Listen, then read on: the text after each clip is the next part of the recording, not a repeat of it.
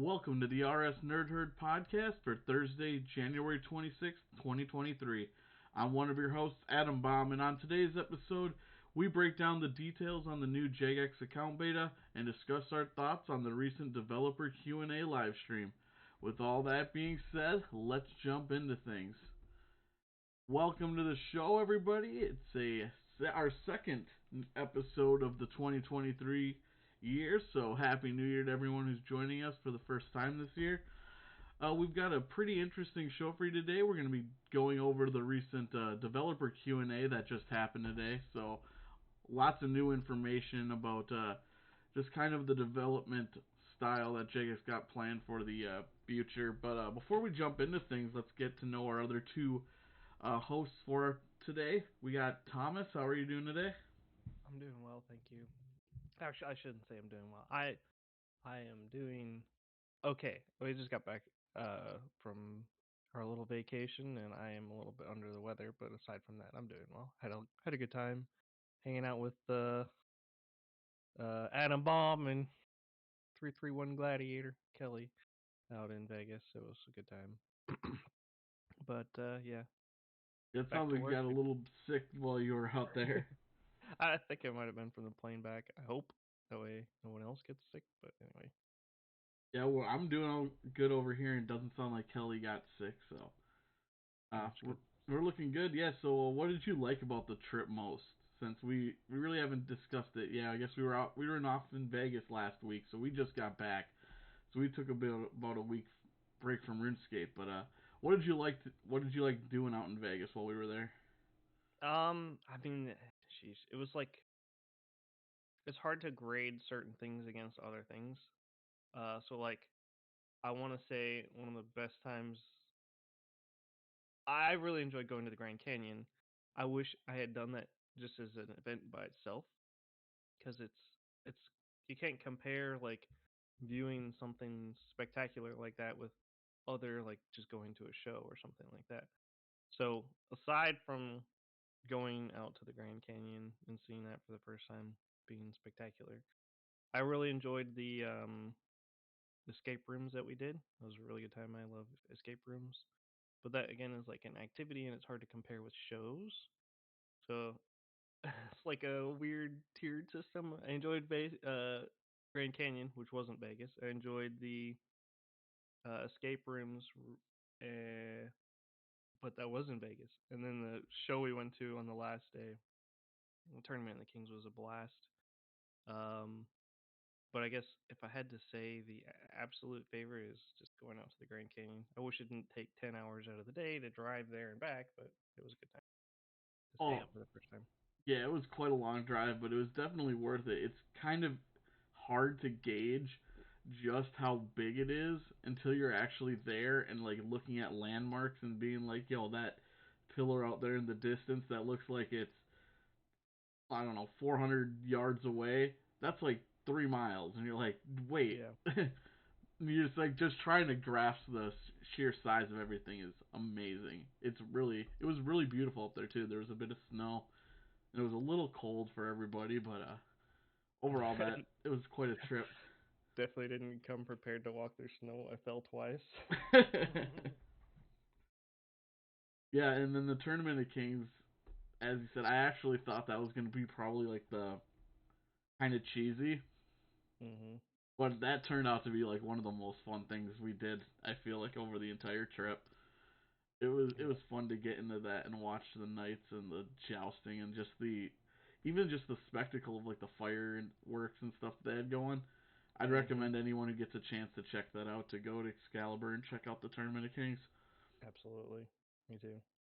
All right, and Tony, thank you for joining us today. How are you doing? I'm doing pretty good. Just yeah, not much I guess going on with me, just work and playing RuneScape still. Get anything exciting while we were gone? I did not the Raptors event did not play in my favor. Oh yeah, that was going on. I missed most of that. It did it for 3 days, and I just went to Kelfight King, and actually I got lucky. I got a mace drop and a offhand mace drop. So That Mace drop was supposed to be mine. You want it? I'll give it to you. Yeah, I used it on Next, Kelfight King, and I even used it I think 3 or 4 times on the Ambassador and no luck. Ooh. Yeah, But that's Ambassador alright. was definitely the right move, though. It sounded like a lot of people did that, and Zuck. Next, and then, yeah, hard mode Zuck, which I said on the podcast I thought was going to be the one to do because it just saves so much time getting a three runs in one. Mhm. Yeah, especially if you have like bad luck mitigation going. Oh wait, that's not Zuck. Or that is it Zuck? Does Zuck have bad luck mitigation? I don't Can't know if remember. it does. I don't I think I, it does. Okay. I thought Just it was the main just boss Zammy. doing them. Okay. But yeah, Zammy was the other one I could see people trying to do it with bad luck Hmm. mitigation. It would be pretty good. Yeah, like streak up a couple kills on low rage and then activate the perk and hope for the best. Mhm. Totally. Yeah. So, anything else we want to jump into, or do we want to get right into our first discussion topic? We'll just jump into the discussion, I suppose. All right. So the first thing we're going to be going into is the Jagex Accounts closed beta that's going to be starting. So this new beta, the invitations will be going out to players of the community and player moderators, and the actual beta will start today or tomorrow from when we're recording. But if you're listening to it, it will be today, January 26, 2023. And so what this is going to be, it's a new service which will be our new means of primarily logging into the RuneScape and old school RuneScape, and it's going to increase our account security with new industry standard technology.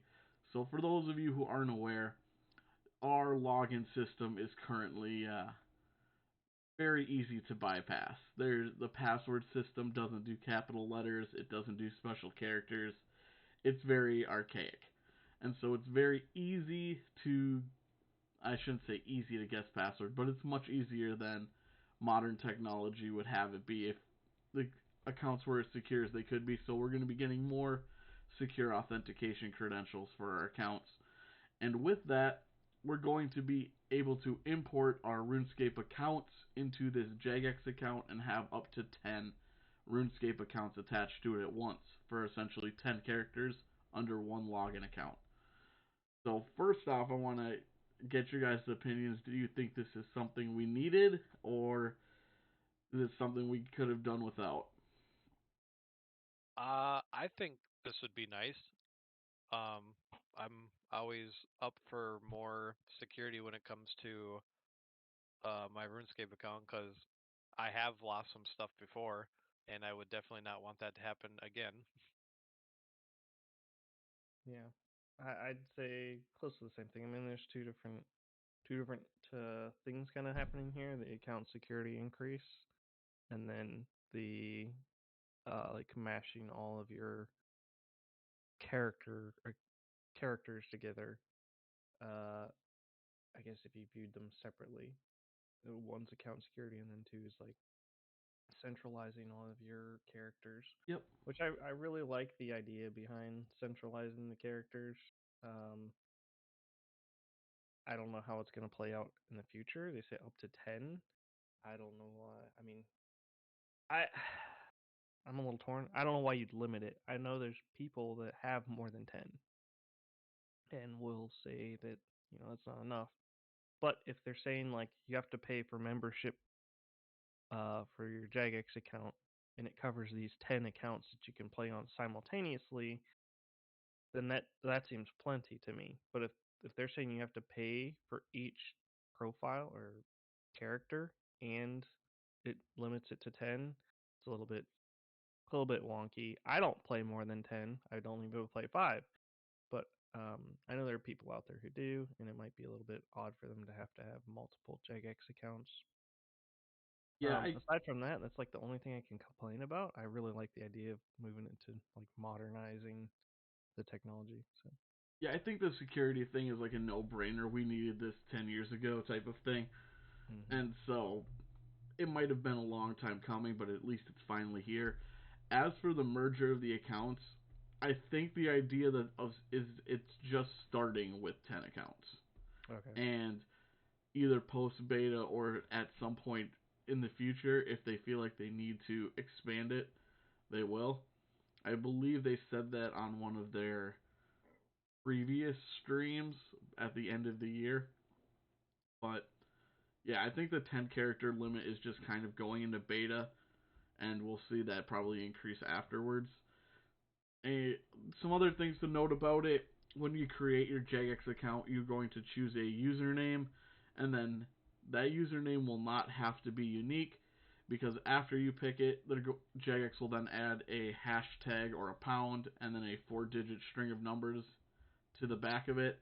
So, for example, if I were to just take my account name right now, Adam Bomb, and make that my Jagex account name, I might get a name like Adam Bomb Pound 1234, and so that is going to be your means of logging in and your how Jagex will message you, and then all of your characters will then be attached to that account, so you can play across all of them at the same time, and they'll all be attached to that one Jagex account name. The other interesting thing, and they haven't said this yet, but I feel like this would give them the option to, next time they did like a fresh start world, attach your achievements to all of the accounts under that Jagex account. I don't see why that way you wouldn't have the token system where you have to trade it to your main or have it sold on the GE. It could just be a Jagex account accomplishment or achievement that unlocks across all of your accounts. I think that would make it really cool if they did something like that so that you could show that off on any account that you're playing, that like, hey, I was top 100 in whatever this skill was. Yeah, that'd be cool. All right, besides that, there's not much else to say. The account betas will start January 26th. That's today if you're listening on the day of release. And more members will be added to the beta as time goes on. So look in your emails or your account uh, mailbox for an invitation to join that. Moving along, we're going to talk about the January 25th Dev live stream Q&A that just happened today. And with that, we've got quite a bit of topics to discuss. They kind of just asked questions of the community and gave their responses. So the first thing we're going to talk about is the character avatar rework has been shelved. Boo. Yeah. That is terrible. Yep. I was going to say, as followers of the show know, the avatar rework was an update that we really wanted, and we're kind of sad to hear that it's dying. I kind of just want to get your guys' opinion on it. I mean, it's not good news, but the reason for it was essentially the work it would take to get it out would be too much, and it wasn't worth going in and fixing and plugging all the holes because it would take way too much dev time. I think they said it would take like um, they'd have like a year of no content trying to fix it, which That I don't know. seems That seems a bit extreme. bizarre. Yeah, I think so. Like just to rework the character model, like a year without like updates. That's It's that's crazy. I think the idea is they have to fix it with every single outfit in the game. And to me, I'd much rather take maybe not an entire year off, but a slower year. Not necessarily this one, but one that we haven't heard about yet because we have a bunch of updates we've already heard that are supposed to come, like necromancy and stuff. But for one of these years, just to say like, hey, we're gonna have a slower year this year.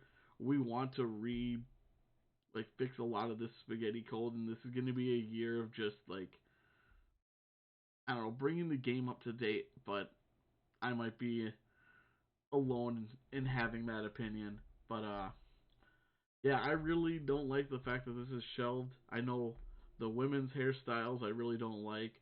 The men's hairstyles I think look really silly, and I think the men's clothes look really terrible. The women's clothing is the only thing I think that looks any good in the game. Well, and that's something I was thinking about on the way home from work today. Is like, so the what I was talking to Kelly about in the DMs earlier is like the male clothes look horrible, but most of what you get is it's free anyway. And I thought about it in the future, like they're not just gonna all of a sudden give away like amazing looking clothes.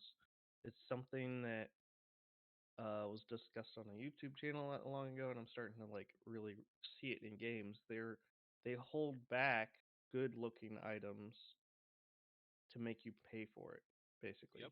Oh yeah. So even in the future with a character model rework, it doesn't necessarily mean that the stuff that you've collected is gonna look better. It just at least I'm thinking that.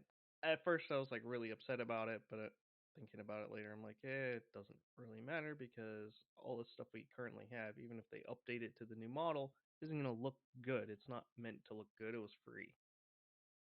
So, Yeah, that's an entire discussion topic we could have about like game design at some point. But yeah, mhm, this whole microtransaction oriented, I don't want to call it meta, but like gaming structure that we've moved into in the past 10 years encourages holding back good content for pay. mhm, And Yeah. it's one of the major like flaws I see with microtransactions being the primary source of income. While it's sure for Jagex it's great because they make a lot more money off of it for the players. It feels like a lot of like the content we want gets held back for like gets held behind a paywall, and not just in RuneScape but across like all games where yeah, you'll see a game come out and it's a buggy mess and then it gets patched to get fixed, or like, oh, you can do all this but like if you they create barriers intentionally, like slow leveling system that you can pay to skip. And mhm. yeah, that's a whole game design philosophy that we could go down that rabbit hole. But one of the Yeah, options they did discuss here, which they quickly kind of tossed aside, was having like a new model created that from this point going forward would have a new outfit system, and the new gear would all be attached to it, and any of the old stuff would use the old model. But Yeah, it would they said that on the live stream. Yeah, but it would create kind of like a weird like old school new school feel, like while you're at the Grand Exchange you'd see a bunch of different styles of avatars all wearing different styles of clothing, and it would be jarring. So I understand why you wouldn't want to go down that route, but yes, but hear me out for a second. They just released a whole bunch of retro stuff that looks weird. So you're not wrong. You're not wrong. that I That is don't true. I kind of don't buy that, and rather than they keep producing stuff on this old style, why not? I believe maybe it's just concept art, but I believe they basically have already made the model. They just have to tune all the old stuff to it. Going forward from here, you could just make your new developed items fit the new model. And yes, you would go into this weird part of the game where you have like old model pants and new model top or something like that. They're kind of already all over the place with the retro skill capes, the retro like dragon longsword or dragon scimitar, whatever they don't have a unified look in the game currently anyway. So to me, it's like that's a kind of lame excuse, but That's fair, and we're gonna get into more of like the just they liked during this podcast or this stream to discuss like their design philosophy behind, like if it's a minor fix we can that can be implemented easily, we can implement it right away and it's not a big deal. But if it's something that we can tie to like a major update, that they wanted to hold off on doing a small fix in order to like fix it more completely in the long run. And while mhm, I get the mentality behind that, one of the things that it does is that if a project is never big enough to be a major importance to fix it right now, it always goes on the back burner. mm, And so even if there's like a small fix that might take a little bit of dev time to fix, they won't fix it because they want to tie it into a bigger update, and then that bigger update is never big enough to warrant putting a whole bunch of effort at. or it's too big. quote unquote, and it will take more than a year of not developing anything else to Yeah. implement it. So you get kind of stuck in this limbo where it's broken, but we're never really gonna fix it. So speaking of that, we're gonna move along right to the next one is with the question: are there any plans to change some of the skill cape perks? Some of them are completely useless. Looking at you, woodcutting and prayer. They kind of dodged that question with exactly what I said before. Um, we all know there is kind of some use, like woodcutting and prayer are worthless Yeah, you skill get cape extra perks. bird nests from woodcutting. Yeah. I don't even remember what prayers is, but It I think you don't have to light the That's incense it. the incense things on the for your altar to get like the gilded altar experience rates. yeah. So they kind of, like I said, they kind of dodged this question because they try to do exactly what I said they were doing before, where they ask a whole bunch of other questions that they could fix. For example, why do we have skill cape perks in the first place? Why aren't they permanent unlocks for skill mastery? Why do we have to use a bank space to hold onto a skill cape? Why can't you just make it a perk of achieving 99? Which makes sense. That's a fair question. But if you're never going to actually address that question, it also means you're never going to fix these useless perks. Like woodcutting wouldn't take that long to make it like a just make it a simple like you have a better 5% chance of chopping a log or something. Just anything that makes it like more useful than completely worthless. I don't You understand need like something like that. Woodcutting is so slow. yeah, it makes it makes no sense to me why you have to try to like bundle all these things up to make one like really big update when you could just fix this small problem and it would settle like 50% of the problems that people are having.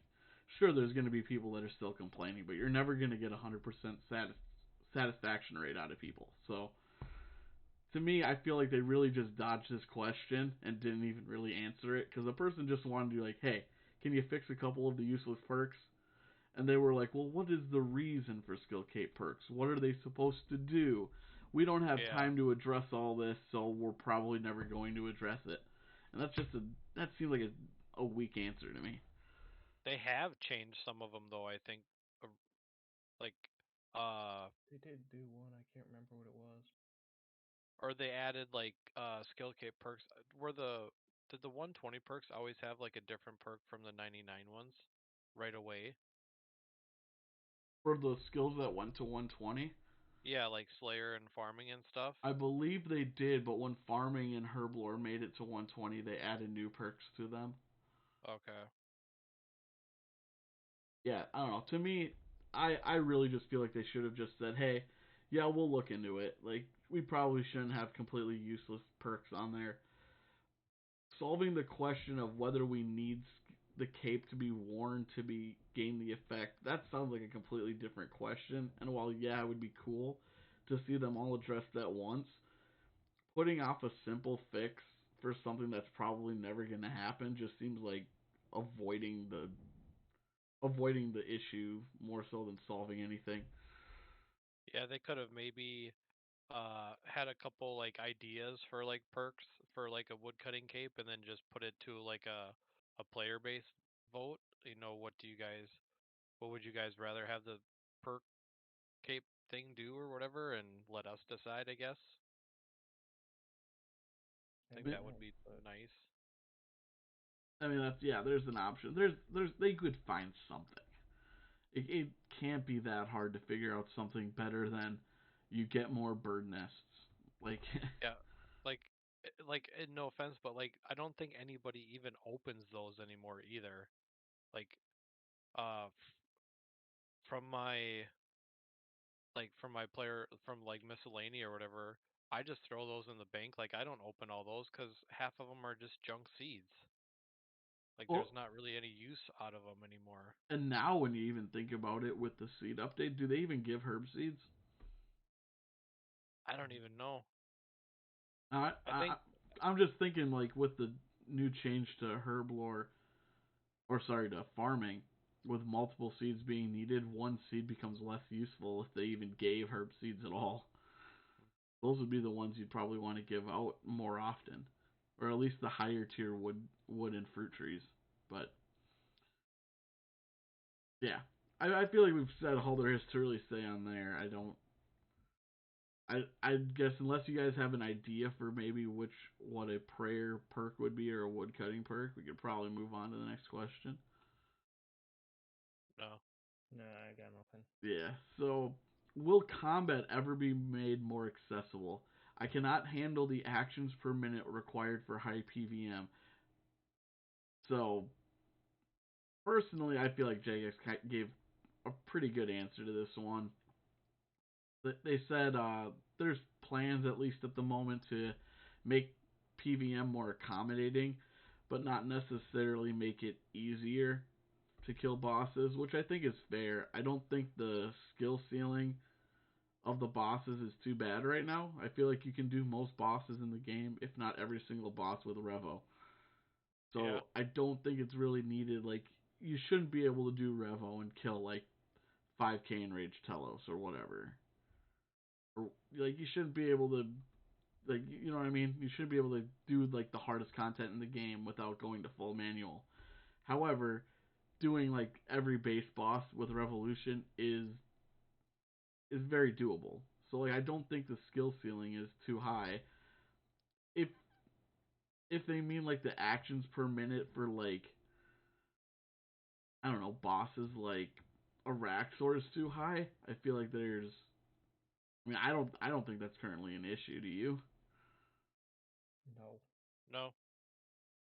I I kind would of, argue that even like I've just recently learned Raksha, and even that is not that hard. Yes, prayer switching is the next level, but like you said, you can use your bar on Revo. Mine's on Revolution while I'm killing Raksha, and it's quite fine.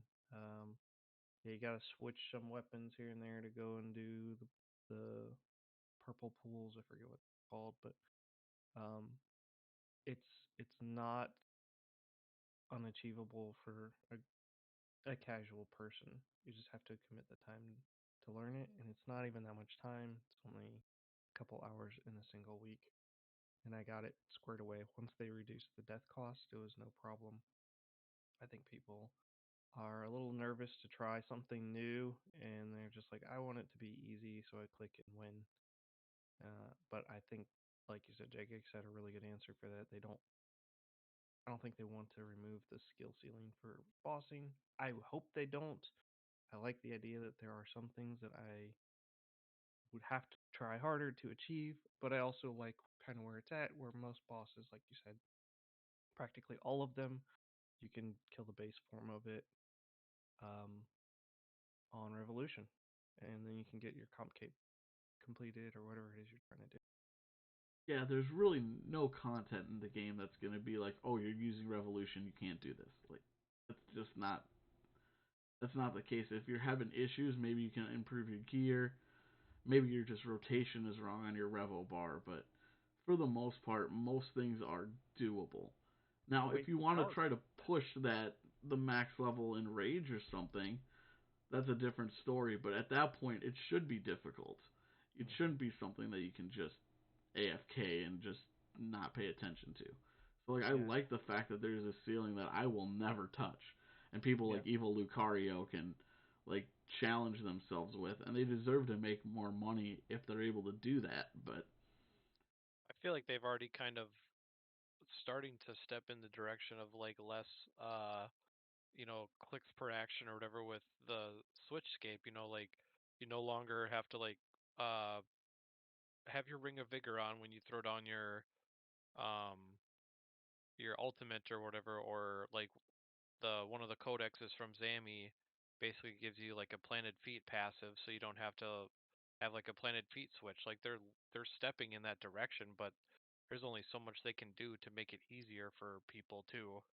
and see, that's where I understand that it's more accommodating. Maybe you don't need to switch as much, but you still need to have the actions per minute, know the bosses, like know when you need to prayer switch or use like defensive abilities. Like that's just part of the game. I really Oh don't yeah. think it needs to be made easier, more accommodating maybe, but for people that maybe have like I don't know issues using a regular keyboard. But I think Revolution does a really good job of helping with that. And if there's ways they can improve Revolution, by all means, like let Jagex know your ideas. But currently, I think they're doing a really good job with the balancing act between like difficult content and like high level like maximum actions per minute type of bossing. So Most of the bosses I kill, I think even though I pretty much play on Revolution, but I kind of do manually enter in like all my stuff for the most part. Like there hasn't been a boss that like I've had difficulty killing because it's Revo and not manual either. You just it comes down to mechanics too. exactly. Moving along to the next question. Are there any plans to give the Max Guild more usage? Portals to skilling guilds, V's Wax, Machine, Invention Workbench, portals to skilling areas, etc. Um, their simple answer to that was no. They felt the game would be too segregated if they added this, and the game world would feel too small because most people would just stay in the Max Guild. And this answer I kind of thought was I thought it was a bad answer. I You mean, didn't like what they I shouldn't say a bad answer. I just I Disagree. think they should add more to the Max Guild. If Yeah. I'm being honest, like, does anybody really care if there's another person there at the Beeswax machine when they're making their beeswax? No. No, no one cares if there's extra people at the invention workbench when they're making something. So putting those types of things in the Max Guild, I don't see as a problem. Now, if you were to start incorporating all of the skilling guilds inside the Max Guild, like putting light and dark Animica in there, and whatever else, like magic trees or choking ivy or whatever. If you start putting all that kind of stuff in there and make this the one stop shop for everything in the game, sure, that's not a good idea. But portals to where everybody else is at, just giving you quick access to teleport over there, I think that's fine. I don't see an issue why you can't have a red sandstone teleport. Just a hallway that just has like all the places you might want to go in the game, Yeah. just to Or get you there quicker. so like you've achieved max per se, and most likely, especially in the Iron realm, you've done a ton of dailies, probably for at least close to a year of doing dailyscape to get where you're at in the max guild. I don't think it would be a problem to really reduce the daily requirements by adding things to the max guild. Plus, if they do that, you'll start seeing people there. Now it's kind of deserted. There's only two people. Before they added the PVM hub, it used to be the place. You'd see people sitting on the throne. You'd see 4 or 5 people doing fire making or cooking. You'd see 3 or 4 people at the bank. You'd see people going in and out doing their PVM to the portal. But they added PVM hub, and now Max Guild is deserted. I get that they don't want to segregate the world, but it wasn't. It didn't feel uh, like an empty world. The way they made it sound like is they don't want people to feel alone in the world. Well, the Max Guild didn't make you feel lonely. You saw people moving around in the Max Guild before PVM Hub. Now you don't really see that anymore. But Yeah, anyway, and again, like if you're giving them portals to the areas where everybody else is at, I don't see that taking away from like players playing together. Like if I want to teleport to I don't know, the Zeros' throne, if there's a teleport there that just teleports me right outside the door, it saves me 10 seconds of running or whatever, but I'm still training right next to everybody else. true. Or it teleports straight to the what's it called? The smithing workshop. Artisan's Workshop. Yeah, Artisans. artisan's workshop. Like a teleport right there. I don't see why having the teleport to the guilds makes it more of segregation. If anything, I think it helps people to like get to places that are like, it's kind of too far out of the way. I'm Well, not even going to do that. then they said along those same lines is it makes the world seem smaller, so people aren't exploring anymore. I mean, to get to max, you've done a lot of exploring and roaming around the world. Yep. So, if they want the world to not feel smaller, you got to add new area. Sorry. Yeah, It feels small because they allow us to teleport all over the place already. Oh yeah.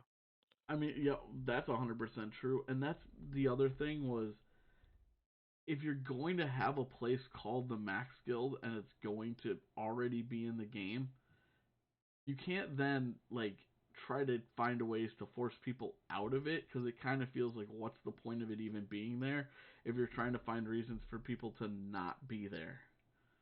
Yeah. So at this point, it's like if you really think it's such a good idea for there to not be these portals in there, get rid of the Max Guild entirely. Because Oh, otherwise, true. like, what's the point of it staying there if you're trying to get people to not go to it? Just remove Yeah. it. But if Yeah. it's going to be there, people are going to want it to be a hub for at least easy access to the things like a workbench. And again, I don't understand. No one's talking at a workbench in the invention room. Let's just be real. Like, No. we're there for 2 seconds to make whatever the item is, and then we're off training. In those training areas, if you're at abyssal demons or mining or woodcutting or whatever, those areas I can see you wanting people to be around.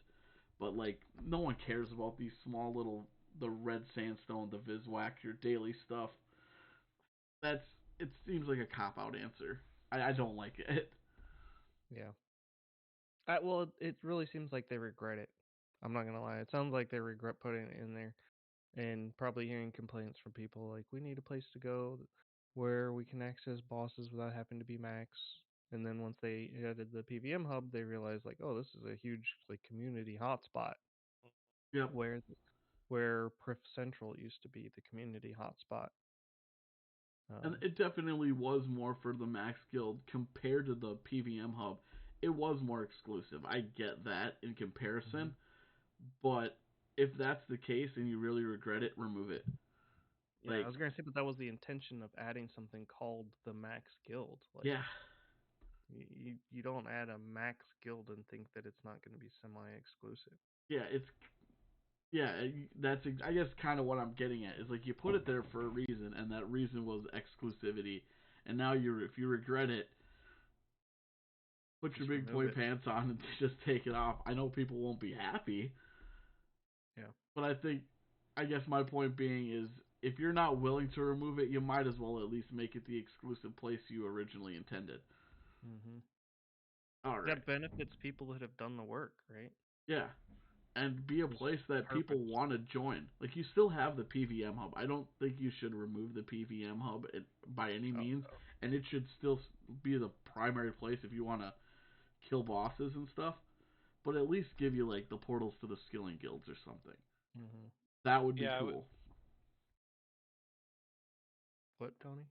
Yeah. I agree with that. Like, um, I think it should have something, but I could kind of see a little bit to like when they were like I think they're worried that like if they put all this nice stuff in the Max Guild, then you just won't see as many people out, you know, doing their Viswax and stuff like that. But like you guys said though too, like nobody really talks in public chat in this game anymore either. So like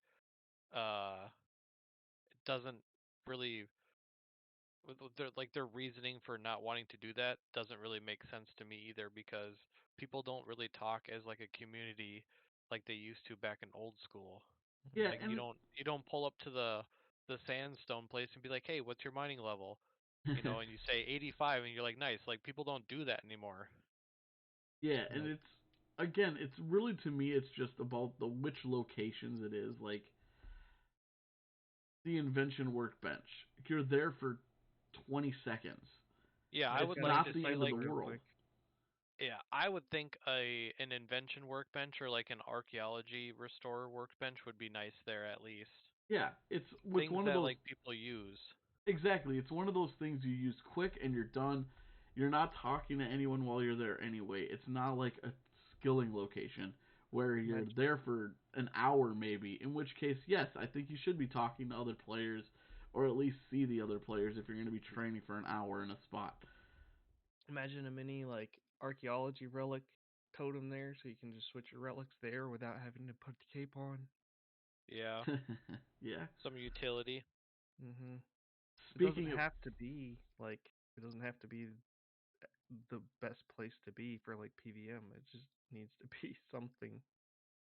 yeah, I guess my final point to it is it should be the best place to be if you're going to be doing something quick, and for a Yeah. long term thing, it's you should be out in the world.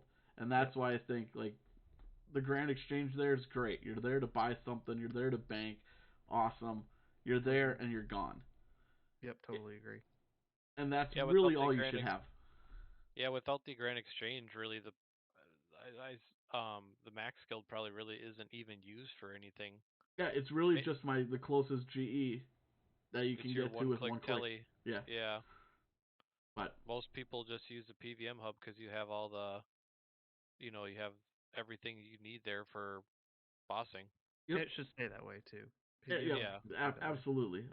Like I said, Max Guild should be the go-to place when you're in and out. You teleport there to go somewhere else.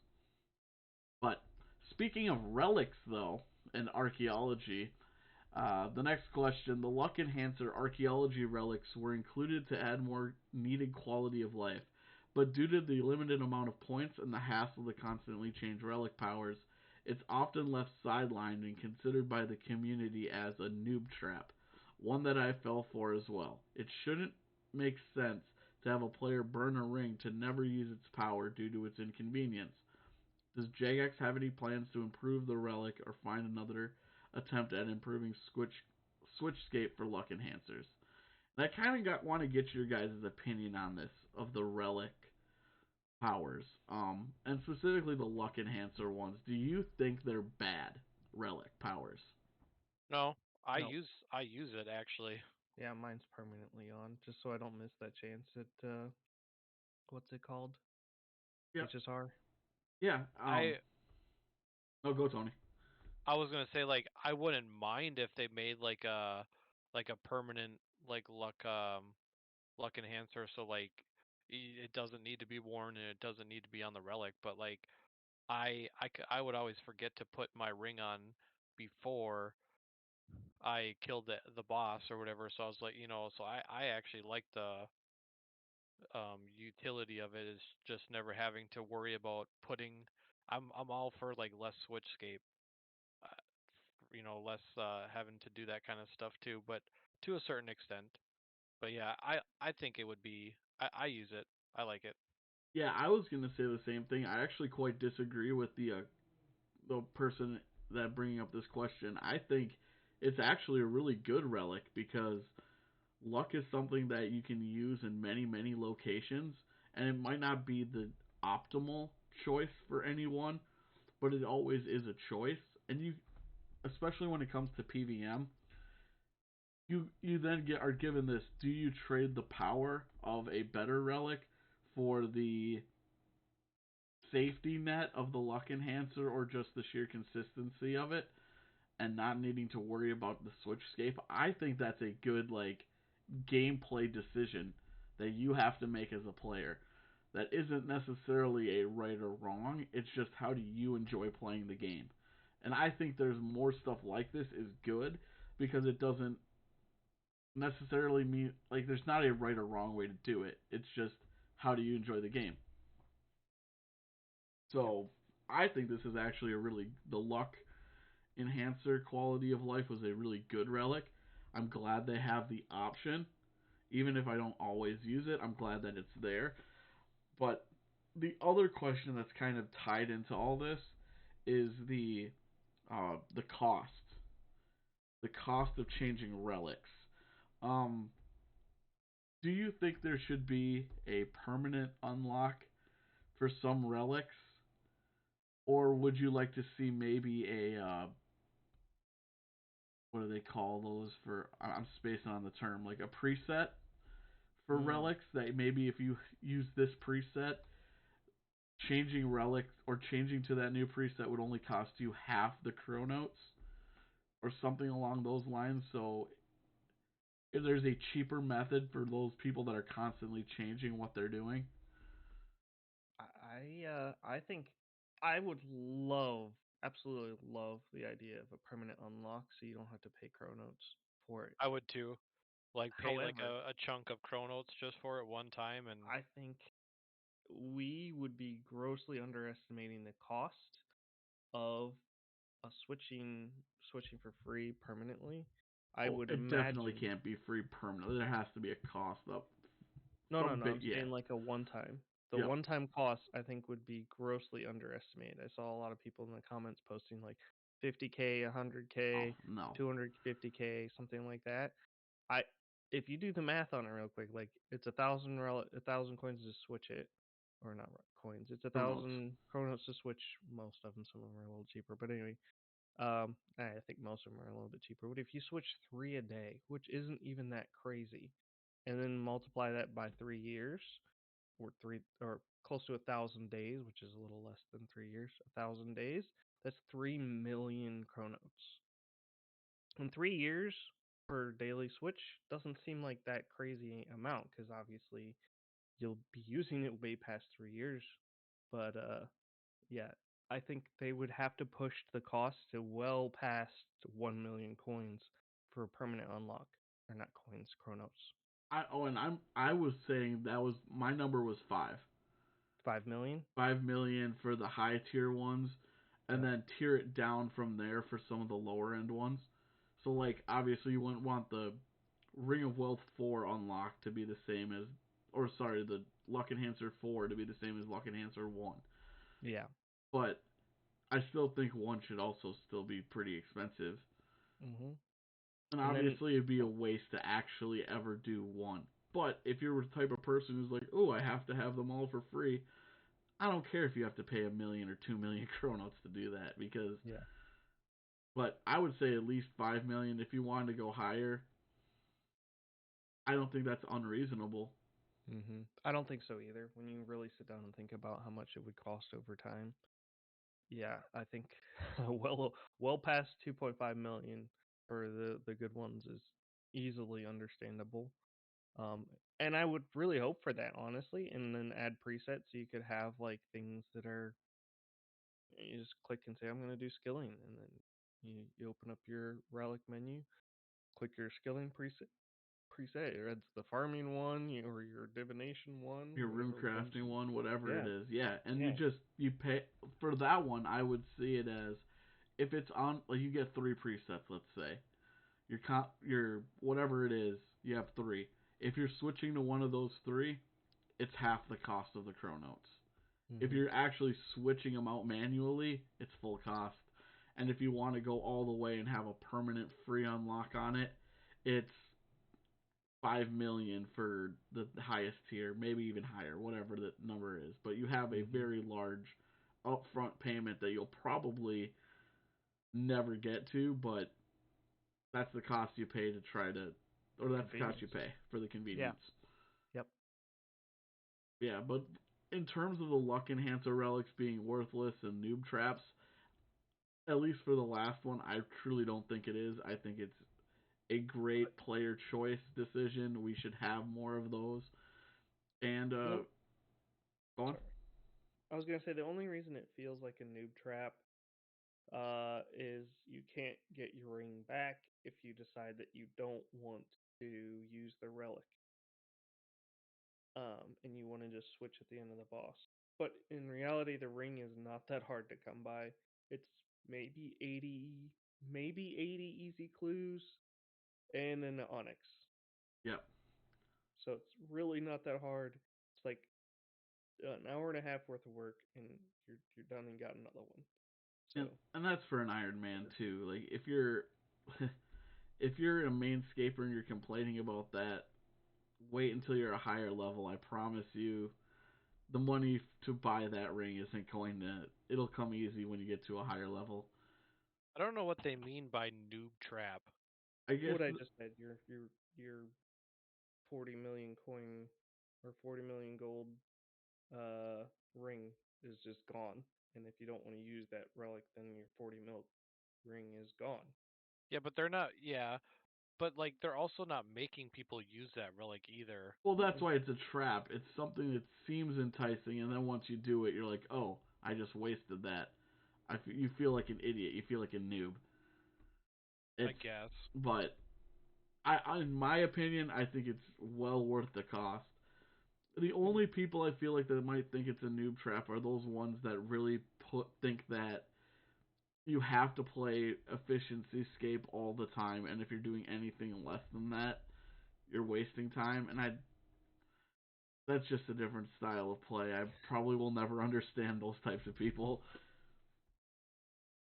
Yeah. All right, moving along to the next question. Are there any plans to bring craftable ranged and magic armor and their respective skills into parity with melee in the near future? And JX's answer to that was there isn't any current plan in the works, but it is something they're thinking about and want to do.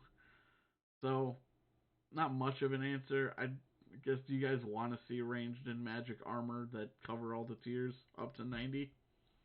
Same way mining and smithing worked? Absolutely. Why not? Yeah. Why not?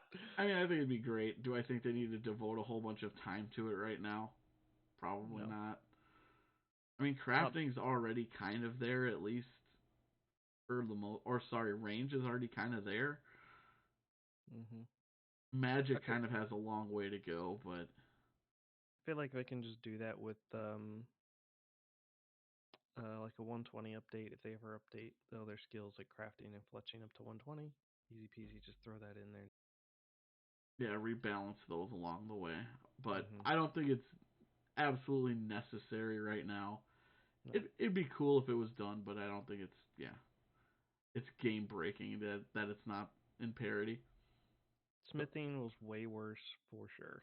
Yeah. Oh yeah, needing like 85 mining almost like just to make like tier 40 armor. Yeah. Yeah. So, moving right along, the Wilderness Reborn seems to have been quite successful in reinvigorating interest in the region. What lessons has the team learned from it over the past few months? It's funny because Jagex saw the Wilderness Reborn as pretty much a failure. And this person was like, it was quite successful. But no, the reason they felt that it didn't really work was the whole idea of the wilderness was to be like a risk reward type of area where the PvP was the risk and like the strong monsters and their good drops and whatever content you're doing and the high XP rates were the reward.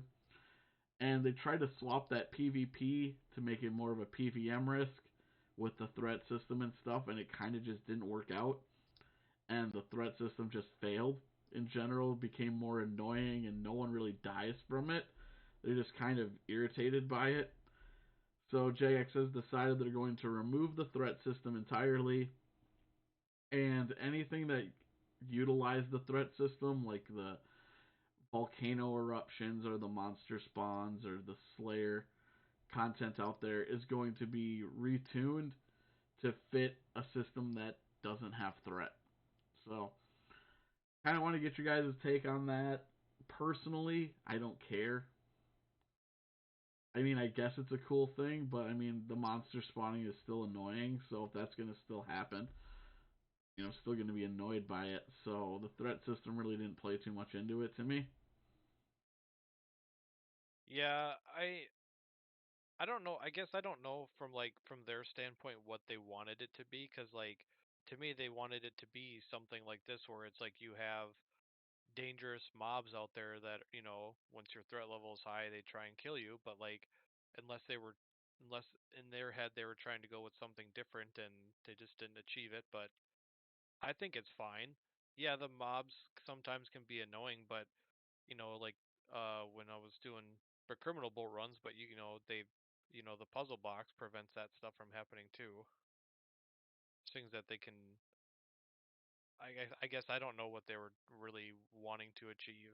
I thought what they did was fine. Yeah, I guess I don't. You make a fair point. Like I don't know what they foresaw it doing that this didn't accomplish because this is exactly how I thought it was going to be. Like it Yeah. didn't. Nothing surprising me here. Nobody's going to sit there and fight the monsters, so everyone was immediately going to run from them. Mhm. Um, I am gonna chime in here, but I have like ideas, development idea type of thing. We'll go for it. Um, I have no problem with them removing the threat, like you said, it's annoying. But I think what would be interesting to do is instead kind of keep the threat level idea. As the longer you're there, the more dangerous it is.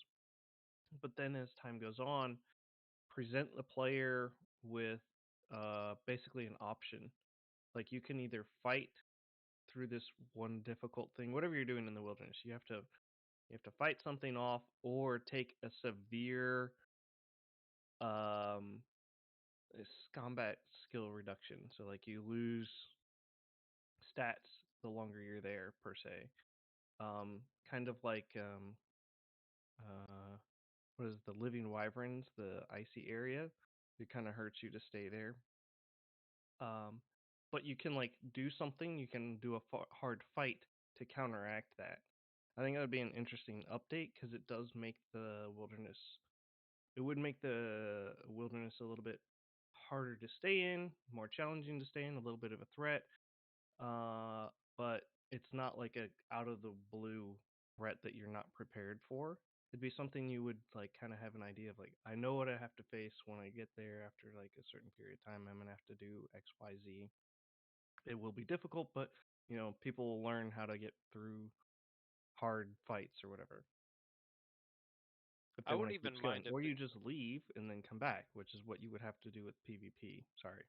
Yeah, no, like I wouldn't even like I guess kind of what you were saying, like I wouldn't even mind if they did something like old school how they have like mini bosses in the wilderness. Like we don't have that. I wouldn't even mind something like that, I guess. Yeah. I don't like the threat system as it is. Like you said, everybody just runs away at the moment, unless it's Yeah. a massive group doing the special event.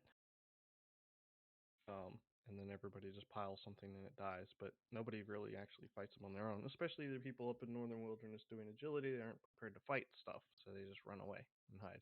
Yeah, and that's kind of what I think it really is the skilling aspects of it. At least the way they are right now. If you're like compared to back before when you were catching charming moths out there. If a PK is gonna show up and inconvenience you, I guess you're out your skull. But like it's not that big your demonic skull, but it's not that big a deal. Now it's and plus you'd only see one every like 4 or 5 hours maybe. Now you go out there and every like 15 minutes you have to like leave the area, go back, and it's annoying for I don't know for really no other benefit than a slightly better XP rate. Yep. And plus, there's still the PvP aspect that's still there in some of the areas. Yeah, you can't use a demonic skull without being skulled. Yeah, So that's the other thing is I don't think the threat should increase if you have a skull on. If you're skulled, you shouldn't get threat as well. yeah, it yeah, that's I guess what I'm kind of getting at is like at the same time, if you still want to get those XP rates, you have to skill yourself anyway. So you're just dealing with another mechanic on top of an already annoying PvP mechanic. Hmm. Because it's not like PvP was entirely removed.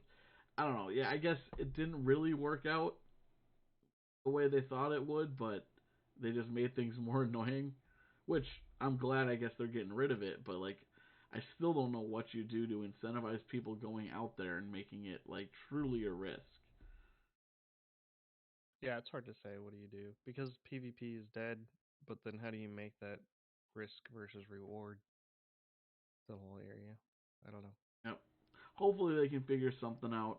I don't think it's in a terrible spot right now, but I also don't think it achieves everything that they want from it. So I Hmm. No. understand them saying it's a failure. Hopefully they can find that right tuning balance somewhere.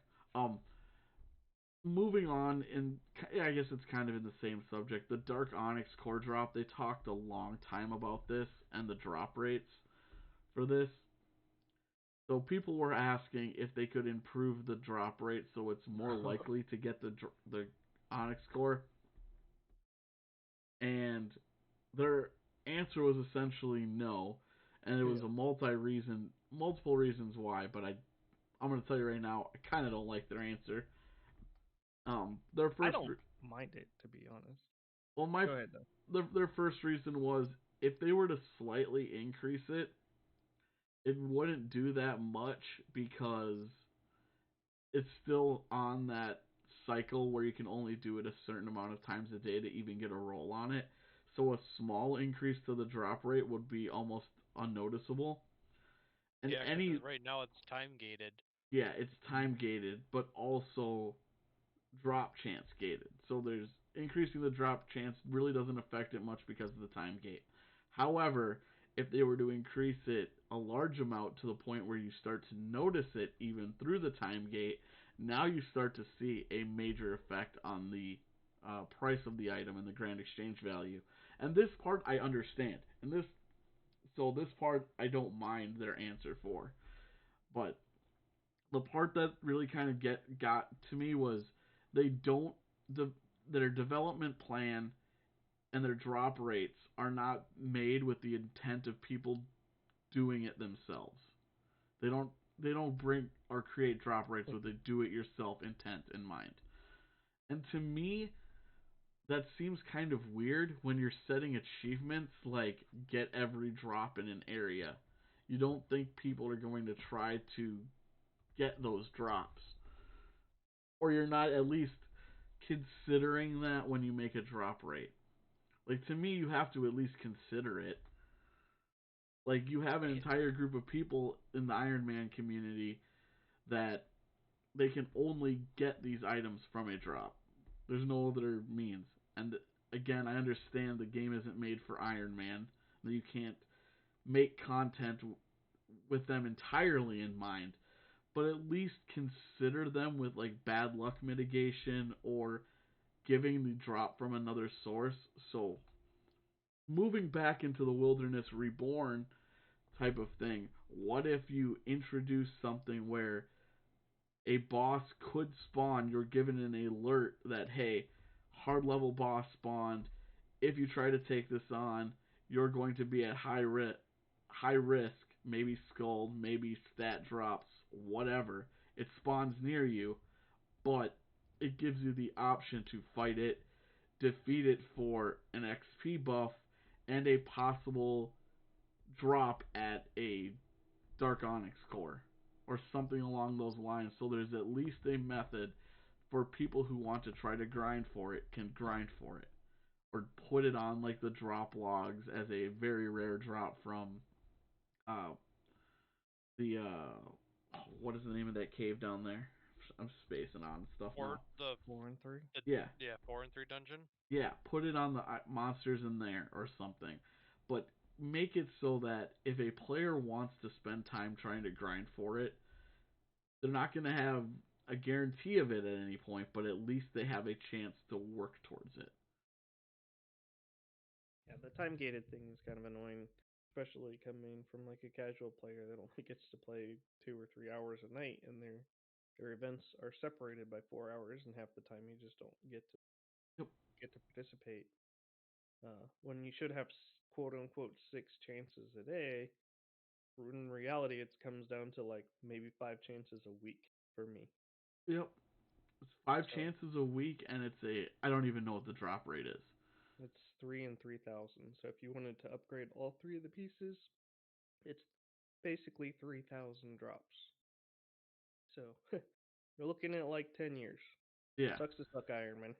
Well, and see, and that's the kind of the thing where it's like, if you want to get it from this method, fine. It'll take you 10 years. But why can't you try to make the high risk part of the Wilderness Reborn section and this kind of work them together where it's like, hey, like I said, give you an XP drop if you're able to defeat, like you said, and make a boss challenge that spawns or some kind of combat challenge, or even just put a boss in the wilderness that could drop it. And Some but way if to grind for it, basically. yeah, but if you're attacking it, if you fight this boss, he skulls you. That'd be an interesting. Sure. I think the wilderness flash events though are good. Oh, in general, yes. Yeah, Just the that's something that's good with the new wilderness rework though. Oh yeah, I love the flash events. My only thing is that Dark Onyx core. I feel like if a person wants to grind for it, they should feasibly be able to, and they shouldn't be stuck with this. It's gonna take it, even if you just want one. It's a 1 in 1,000 drop, essentially. yeah. 1 in 1,000. You can do it, even if you were able to do it every single day, 6 times a day. What It is that? still ends up being ridiculous. Yeah, their Yeah, actual number is 3.5 and 3075. I think it's 70, 30, 75. It's a weird number, but yeah. So if you um, were essentially able to do it 3 times a day, so half of the times that it shows up, it would take you an entire year to get it. which is still a lot. And that's That's 14 hours a day. yes, Like yeah. that's yeah. If there was a way, and I'm not suggesting this, but if there was a way to kind of like quote unquote store your chances and just go do normal wildy events, and the first like per se the first six that you do reward a extra wildy, or what is the You stupid know, word that's for it? actually a really good idea. If they could like store them, the first six actually reward it, then that's fine because the people that don't get to play all that often can still participate and have a decent chance. What I was first going to suggest was like you could just go out there and farm your first six, but what that would do is kill all of the events, the wildy events, which I don't think they want to do. So if you were able to like just farm the first six for the thing, that would be great because it would also add more people to the events all of the time versus only those three special events. If you've gone to any of the in between ones, the Yeah. mediocre ones, there's only two or three people at them. Well, So they're already partially dead. yeah, you bring up a good point. I actually think, as much as I hate to say it, like I don't know how exactly you balance it, but twice a day, 3 times a day, the the first three of the regular non special events that you do always reward one extra bag. Always reward the rare bag the first 3 times you do it a day, and then Yeah, including all the hard bag or special events you do will always reward an elite bag too. And if you were to that's make actually good to make know. that an I know it adds more daily scape, but at least it gives you the chance to it. It would first fill up those dead tasks that nobody does. It gives anybody, regardless of the time they log in, an opportunity to do one or two of them a day, even if you only make it two of them. Then you're Yeah, looking at maybe getting. It's much more reasonable to for someone to do three a day and to get a drop within a year. And then Yeah. it doesn't feel completely unrealistic to ever get it done. That seems much more fair. If yeah, just the first two, maybe the first three regular events you do give you a chance at the drop at the same drop rate as the big bag, or just gives you an extra big bag. Who cares? yeah. Yeah, I I think think that's actually a really good fix to that.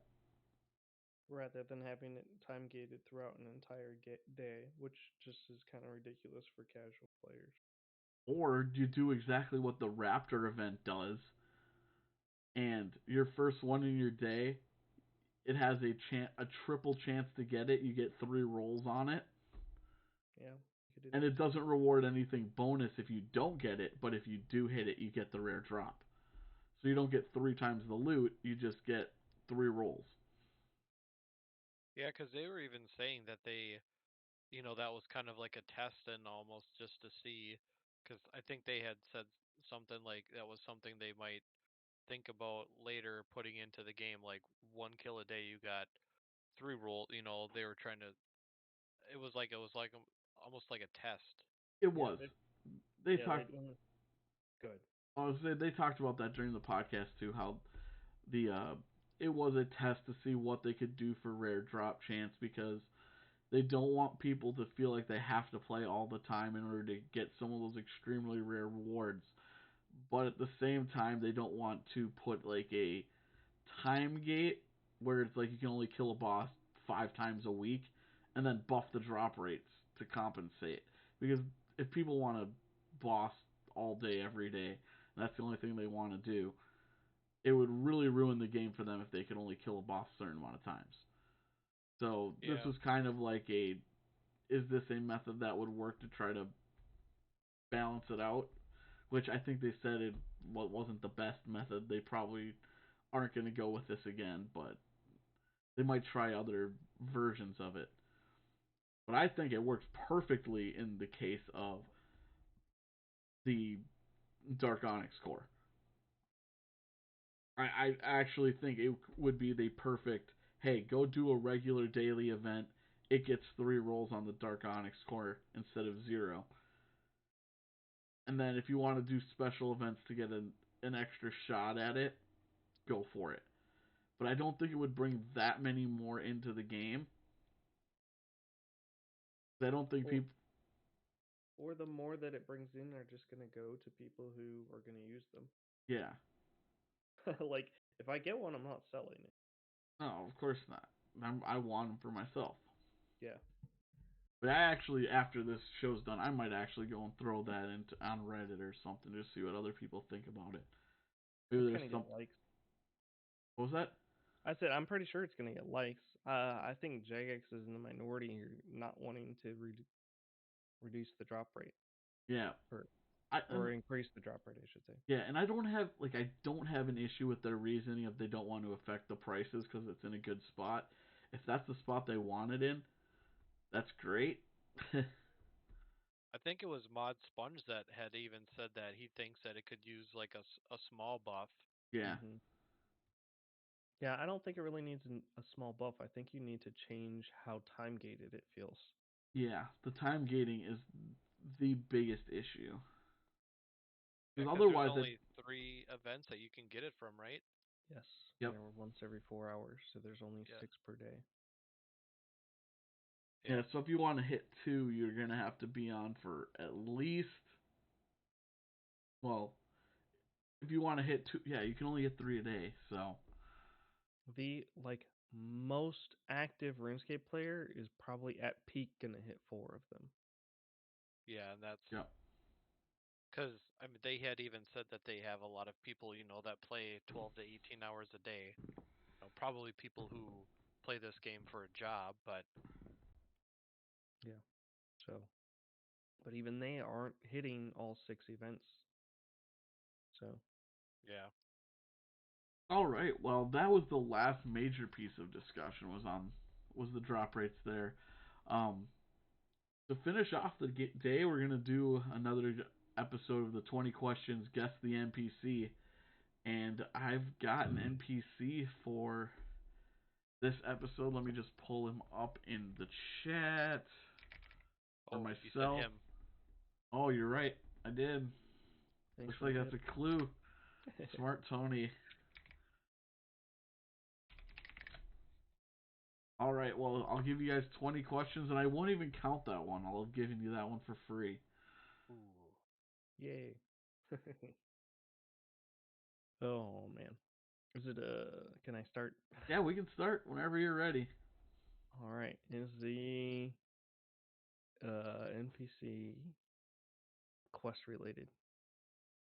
No, No, interesting. Are you in a major city? am I in a major city, or is the NPC in a major city? Both. um, while not in the city, they are very close to the city. That I'll give you that. They're not in a Okay. city, but they are very close to one. as major cities, I'm like thinking like Yeah, Lumbee, Falador, Varrock. yeah. Okay. Hmm. Was it uh is this NPC a man or like a human? I'd say It is a human. it is a human. Okay.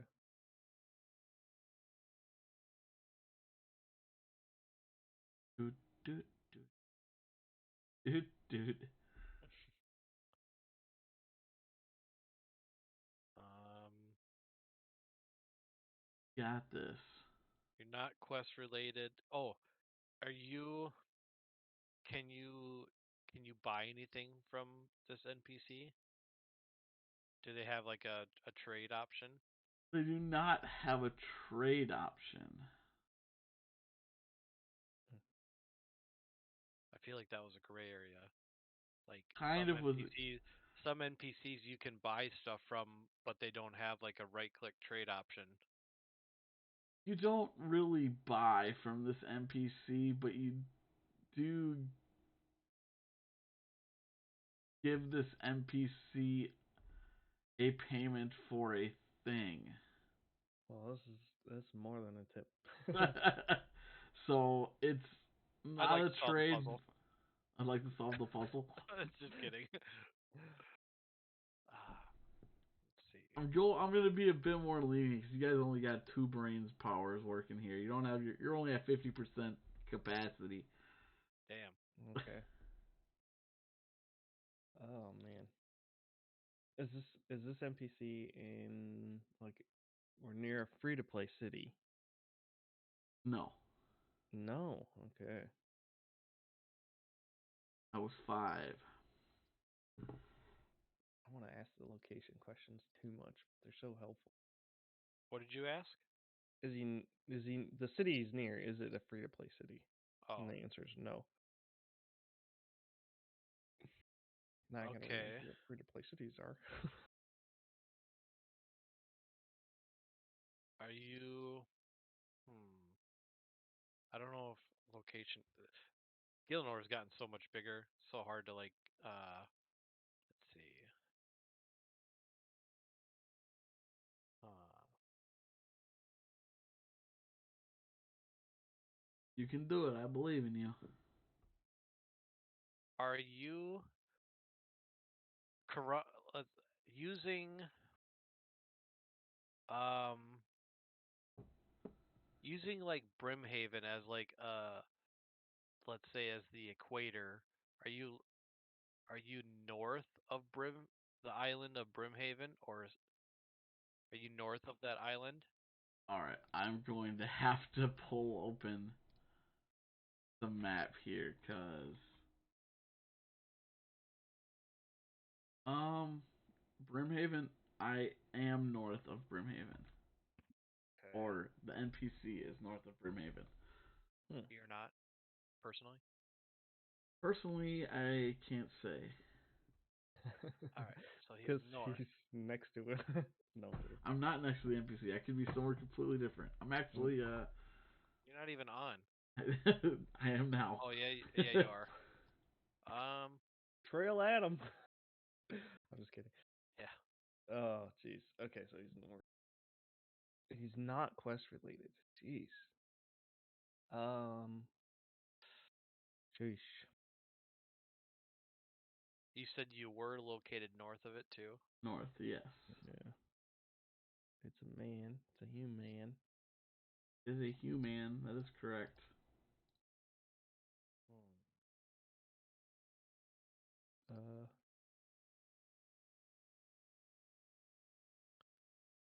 I have no clue. Well, try to use more locations then to figure it out. I feel like that's what we have to do because once we narrow it down, then it's easier. But Not quest related. Alright.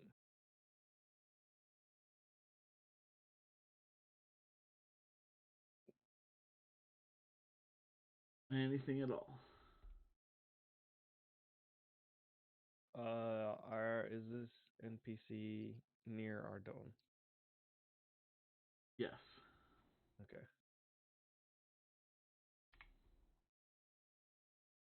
Did you say east or did you just say Ardone? I just said near Ardone. Okay. Is this NPC part of the player-owned farms? Yes. That's a good question. Yeah. Wow.